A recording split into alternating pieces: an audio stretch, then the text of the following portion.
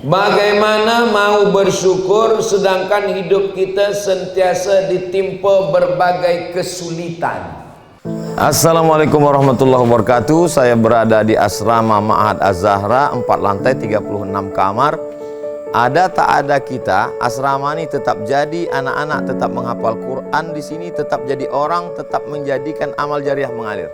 Kita hanya sekedar menumpang tuah, mengambil berkah. Mari kita selesaikan bangunan ini melalui transfer ke BSI nomor rekening 76777772227 atas nama Pendidikan Hajah Rohana, almarhumah mak saya. Nomor admin jangan lupa kontak ke nomor 0811 6650 026. Berkah selalu. Assalamualaikum warahmatullahi wabarakatuh.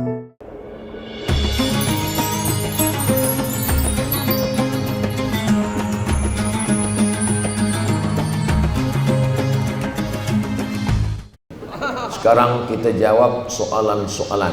Soalan ni ada yang melalui handphone, ada juga yang melalui zahir dan batin. Kita bacakan dulu yang melalui handphone. Yang pertama adalah, bagaimana mau bersyukur sedangkan hidup kita sentiasa ditimpa berbagai kesulitan? Kenapa kita merasa hidup kita susah? Akulah yang paling susah, sayalah yang paling sulit. Sebab kita tak membandingkan diri dengan orang lain. Nabi Ibrahim alaihissalam, ayahnya kafir, Azar namanya. Lepas dari ujian ayah, berhadapan dengan umat yang menyembah berhala. Lepas dari ujian umat, berjumpa dengan umat yang zalim ingin merampas istrinya. Lepas itu menikah dengan Sarah, tak ada anak. Lepas itu umur 86 tahun baru dapat anak namanya Ismail. Setelah Ismail lahir, kata Allah jauhkan dia, antar ke Makkah. Sampai di Makkah setelah anak remaja, kata Allah sembelih dia. Ujian tak pernah berhenti. Nabi Musa alaihissalam belum lagi lahir, Fir'aun bermimpi nampak budak kecil menarik mahkotanya. Kata Fir'aun, tangkap semua perempuan, anak yang lahir sembelih hidup-hidup, dianyutkan ke sungai Nil. Sampai hanyut sungai Nil, termasuk ke dalam rumah Fir'aun. Itu betul dia masuk. Fir'aun tak percaya, inilah mungkin budak kecil yang akan mengambil mahkotaku. Kata Asiyah, dia ni budak baik bang Fir'aun. Kalau tak percaya, cubalah bagi dia arang menyala dengan kuih. Mana yang dia ambil? Setan sudah nak ambilkan tangan, malaikat mengalihkan, terambil bara api. Budak kecil masuk ke dalam mulut, lidah kena bara api. Lepas dia remaja, dewasa, duduk istana Fir'aun. Lepas itu dia tengok ada dua orang berkelahi. Fawakazahu Musa, dia lerai, dia pisahkan, dia pukul sikit, mati. Terusir jauh sampai di bawah pokok kayu. Yang masa tu Nabi tengok ada pokok kayu di bawah, kata Jibril, itulah tempat Nabi Musa menanti saat dia keluar. Sampai akhirnya berjumpa dengan anak Shu'aib. Berjumpa dengan anak Shu'aib, akhirnya nikah dengan anak Shu'aib. Maharnya 8 tahun mengembala kambing. Bukan mengajarkan surat Ar-Rahman, bukan senang. Selepas dia kuat, dia berhadapan dengan Bani Israel, menghadap Fir'aun, dikejar-kejar Fir'aun. Nabi Zakaria, Nabi Yahya, Nabi Isa, mana ada mereka yang lepas daripada ujian? Itulah maka kita disuruh baca Quran, baca kisah Nabi-Nabi, orang-orang soleh, penuh dengan ujian. Nabi Muhammad SAW lahir, ayah dah meninggal. Kasih sayang ibu, emak meninggal. Kasih sayang datuk meninggal. Kasih sayang paman meninggal. Anaknya perempuan 4, 3 meninggal waktu dia masih hidup. Tinggal Fatimah seorang saja. Anak laki-laki meninggal 3-3-nya. Lalu kemudian umatnya melempar dengan batu, patah gigi, pelipis berdarah, kaki, semua. Jadi kalau ada orang merasa ujian saya ini banyak, macam mana kita bandingkan dengan orang-orang soleh, orang-orang yang luar biasa ibadahnya? Jadi sebetulnya ujian hidup kita ini belum ada apa-apanya. kita merasa kita lah yang paling susah sebab kita belum membandingkan dengan orang-orang yang lebih daripada kita. Kita kira cakap saya ini betul atau tak betul? Alhamdulillah. Soalan yang kedua, dalam suasana kehidupan kini banyak cabaran. Mana yang lebih utama? Kita menunaikan hak ke atas orang lain atau menuntut hak kita ditunaikan oleh orang lain? Kalau ada hak orang lain pada diri kita, itu namanya kewajiban. Kalau ada hak kita di tangan orang lain, kita mesti tuntut sebab itu punya kita. Man mata duna malihi fahuwa syahid. Siapa yang mati membela hartanya, maka dia mati syahid.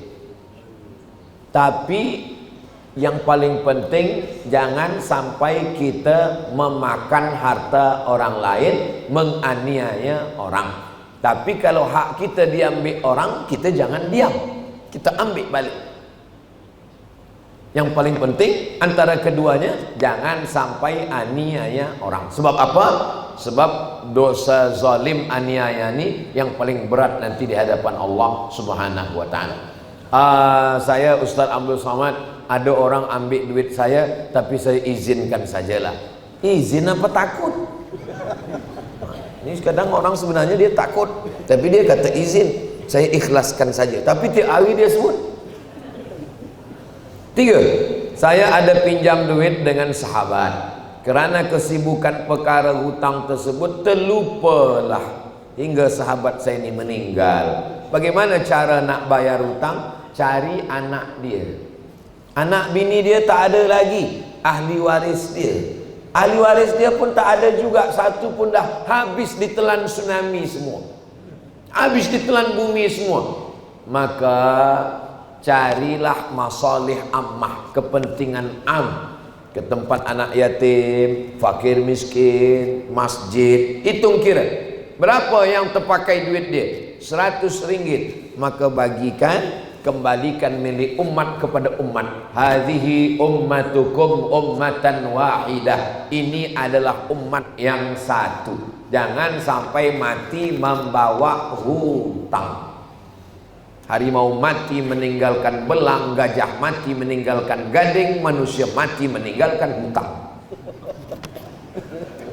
Bagaimana kita mahu bersyukur sedangkan hidup kita sentiasa ditimpa kesulitan? Bandingkan kesulitan nabi-nabi, wali-wali, orang soleh. Kesulitan hidup kita ini belum ada apa-apanya dibandingkan dengan mereka. Tengok kesulitan Nabi Yusuf, saudara kandung mencampakkan ke dalam perigi, diambil oleh Aziz, dibawa ke Mesir, difitnah pula, mengganggu istri, padahal istrinya yang tak betul, masuk ke dalam penjara. Itu Nabi. Kita ni belum ada apa-apanya ujian kita ni.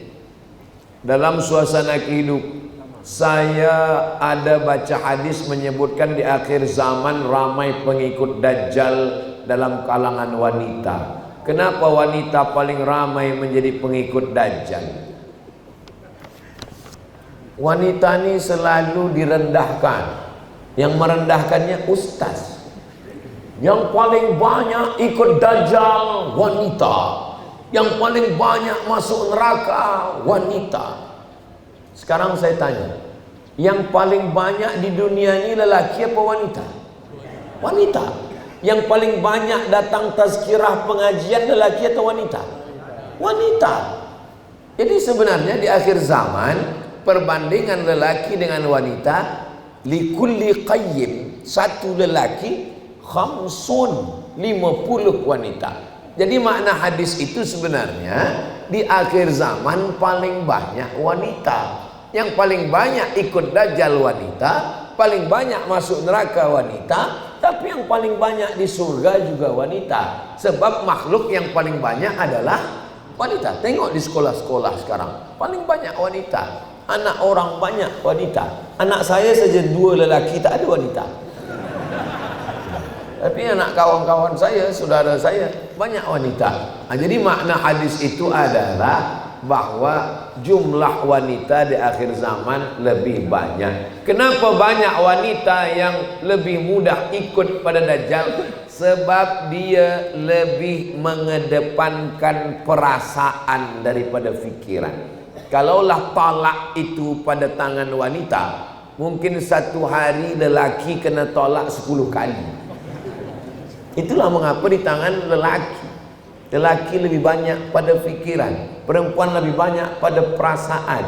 Kita ini kalau ikutkan perasaan, kalau dah suka tak nampak kesalahan orang, kalau dah benci tak nampak kebaikan orang. Maka kita tidak ikutkan hati, tak ikutkan perasaan, tak ikutkan pikiran. Yang kita ikutkan adalah dalil Quran, sunnah, dan pendapat para ulama yang soleh. Al ulama warasatul anbiya. Apa hukum wanita keluar rumah selepas kematian suami sebelum habis iddah? Walladzina yutawaffawna minkum, lelakinya suaminya meninggal, wa yadharuna azwajan, meninggalkan istri, maka mereka menunggu berapa lama? Arba'ata ashhurin wa ashra, menunggu 4 bulan 10 hari.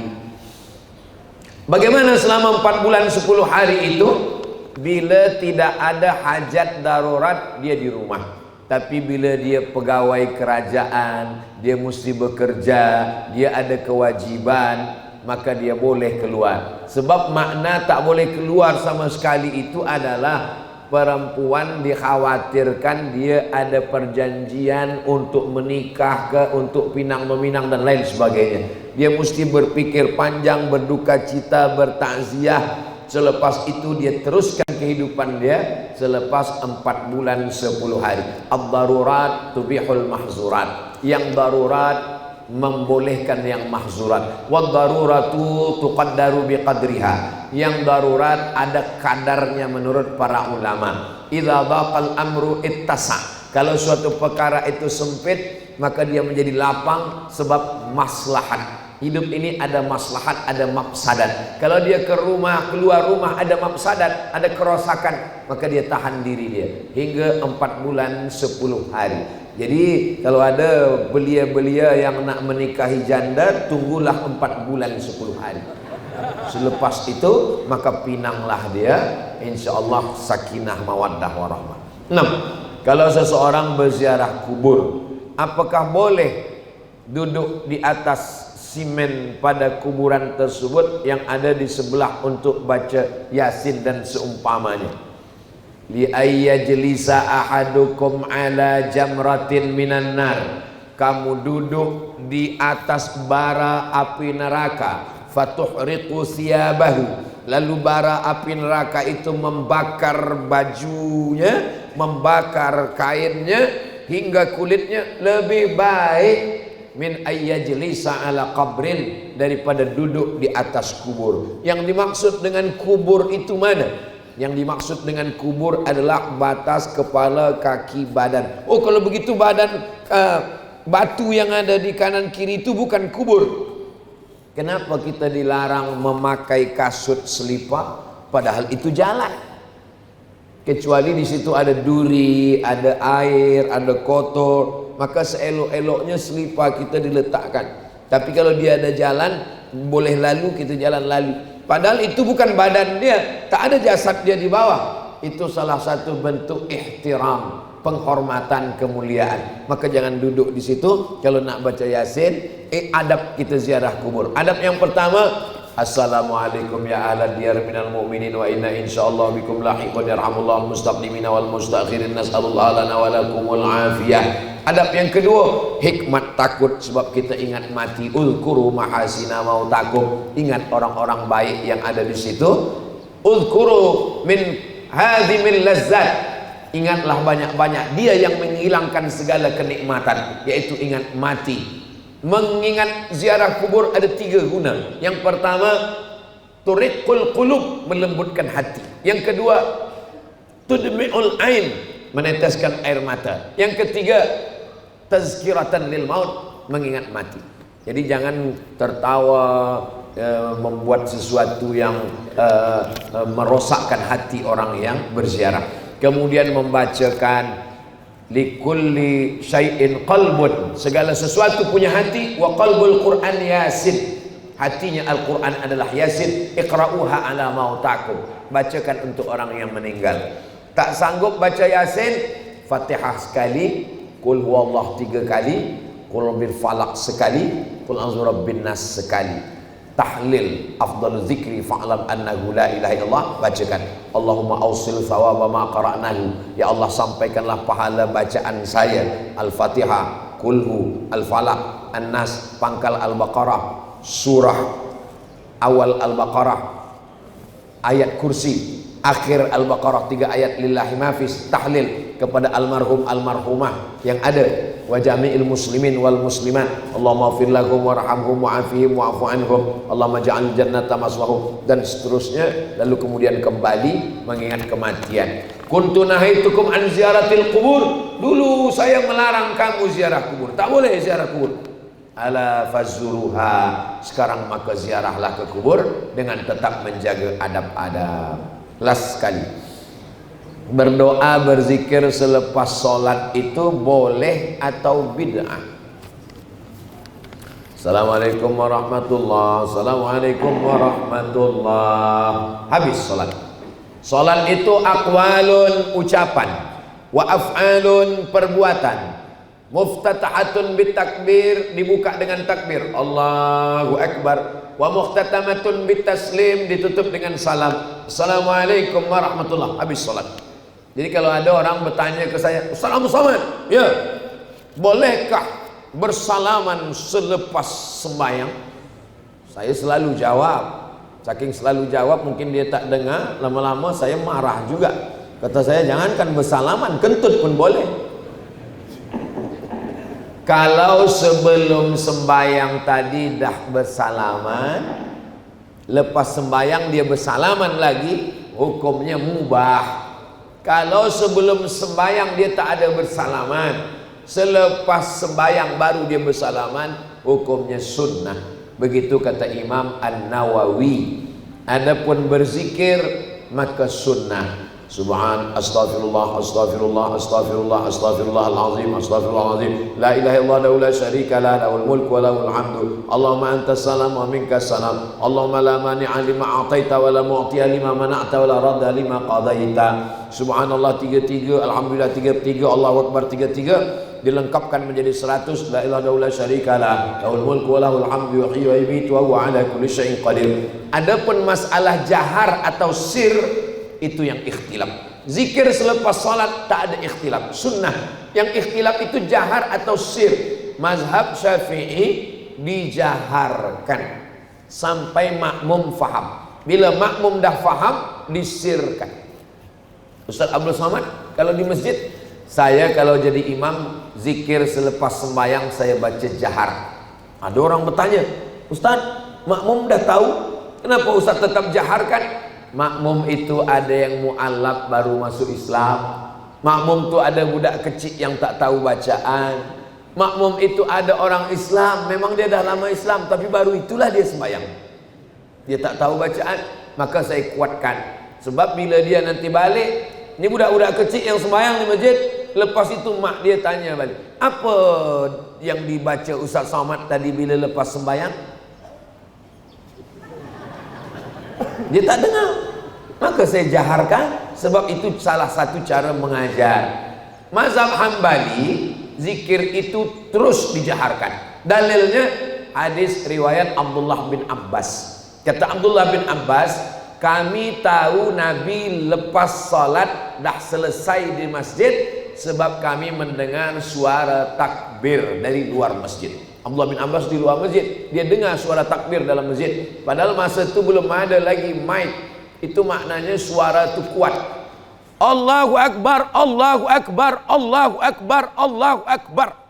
Begitulah suara Nabi dan sahabat waktu itu. Sebab belum ada mic lagi, didengar oleh sahabat di luar masjid. Kami tahu Nabi dah selesai salat sebab kami mendengar suara takbir dari luar masjid.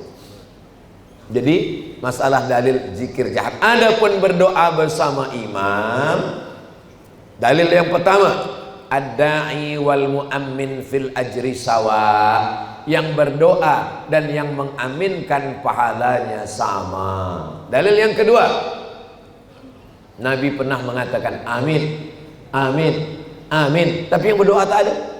Sahabat bertanya, kenapa engkau katakan amin, amin, amin? Siapa yang berdoa? Kata Nabi, tadi Jibril datang. Kata Jibril 3, bu'dan liman adraka Ramadan falam yughfarlah. Celaka orang yang jumpa Ramadan tapi dosanya tak diampuni. Amin, kata Nabi. Bu'dan liman dzukirta walam yusalli alaika. Celakalah orang yang disebut namamu tapi dia tak berselawat kepadamu. Amin, kata Nabi. Bu'dan liman adraka walidahul kibara ahaduhuma aw kilahuma falam yudkhilahul jannah. Celakalah orang yang jumpa dengan ibu bapanya sampai tua tapi dia tak berbakti hingga dia tak masuk surga. Amin. Itulah dalil kalau ada orang berdoa kita mengaminkan. Amin, amin, amin. Dalil ketiga, qad ujibat da'watukuma. Doa kamu berdua dikabulkan Allah. Yang berdoa Nabi Musa, yang mengaminkan Nabi Harun. Kalau ada orang mengatakan kalau tidak dibuat Nabi bid'ah, itu namanya hadis fi'li. Hadis itu ada 3. Yang pertama fi'li, perbuatan. Yang kedua qauli, ucapan. Yang ketiga takriri, pengakuan.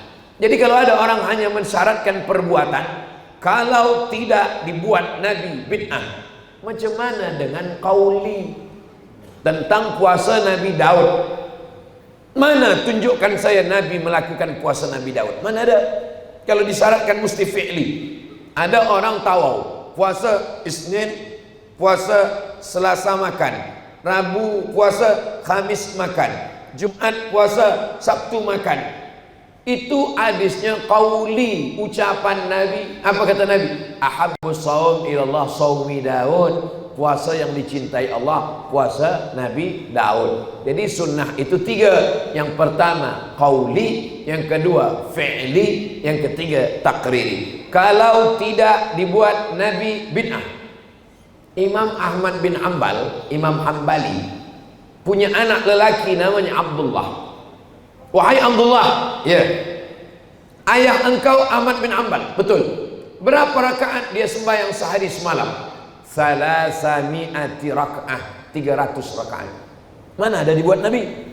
Kalau kaedahnya kalau tidak dibuat Nabi masuk neraka, berarti Ahmad bin Hanbal masuk neraka lah, karena dia membuat 300 rakaat sehari semalam. Nabi punya anak namanya Fatimah. Fatimah punya anak namanya Husain. Husain punya anak namanya Ali Zainal Abidin. Mengapa dia dipanggil Zainal Abidin? Perhiasan ahli ibadah. Kata Imam Az-Zahabi dalam kitab Syiar A'lam An-Nubala, kerana Imam Ali Zainal Abidin bersujud sehari alfa sajadah, 1000 kali sujud. Mana ada Nabi 1000 kali sujud? Kalau tidak dibuat Nabi, penuhlah neraka itu dengan orang-orang soleh.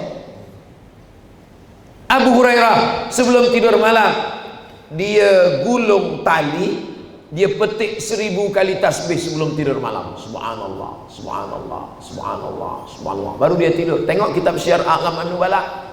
Kalau begitu masuk neraka lah dia. Sebab Nabi tak pernah memetik 1000 kali baru tidur malam.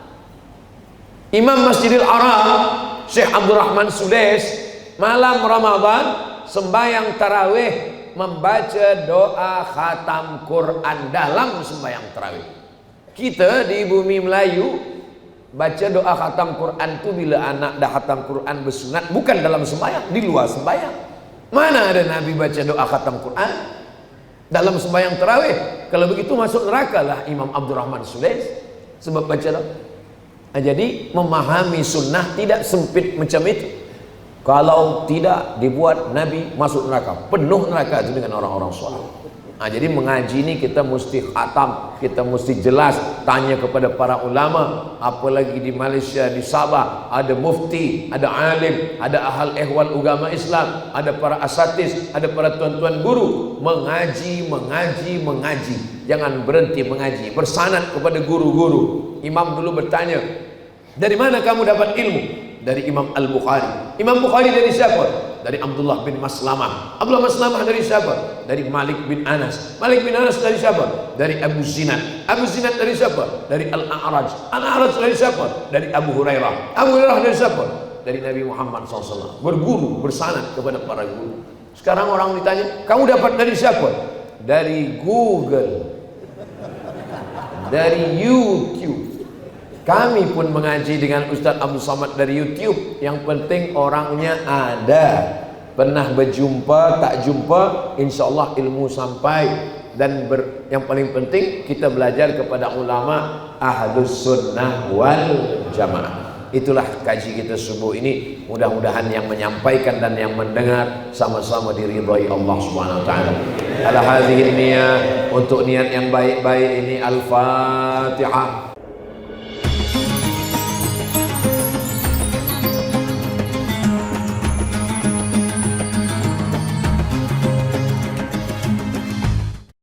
Assalamualaikum warahmatullahi wabarakatuh. Jamaah dimanapun berada, saya sedang bersama dengan santri-santri penghafal Quran Pondok Pesantren Tahfiz Quran Az-Zahra. Mari kita support Pondok Pesantren Tahfiz Quran Az-Zahra gratis melalui donasi Bank Syariah Indonesia BSI. Nomornya catat baik-baik, 76 7-nya 5 kali, 77 777 656. Sekali lagi 76 77 656. Jangan lupa hubungi kontak person berikut ini 0822 4739 5624. Sekali lagi 0822 4739 5624. Berkah selalu, ma'akalta fa'afnaita. Rezeki, uang, gaji, pendapatan yang kau belikan makanan akan busuk. Wa malabista fa'ablaita, yang dibelikan kepakaian akan lapuk. Wa matasaddaqta fa'amdaita, yang kau sedekahkan itulah yang akan kekal abadi menjadi amal bekal untuk hari esok. Berkah selalu. Assalamualaikum warahmatullahi wabarakatuh. Az-Zahra